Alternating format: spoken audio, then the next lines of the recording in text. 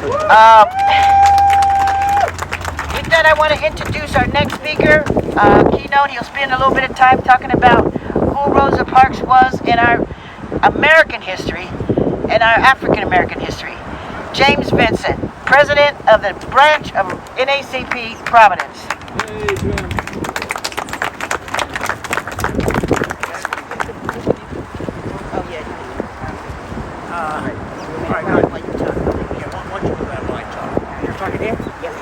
All right, good afternoon, everybody.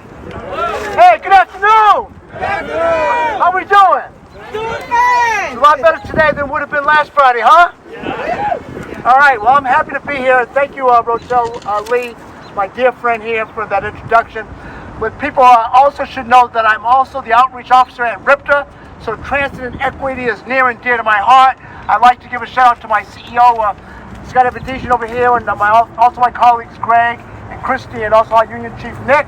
And I also like to give a shout out to the fine students of Chariho Charter School. Correct.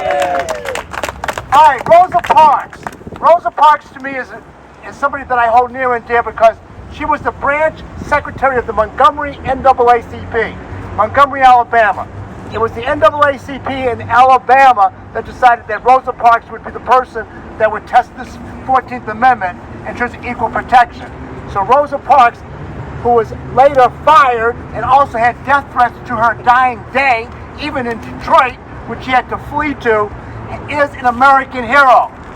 She is an American hero, Rosa Parks, make no mistake about it. All right, so I want to make sure people know that she was the NAACP secretary at Montgomery, so that you understand the tie-in with civil rights.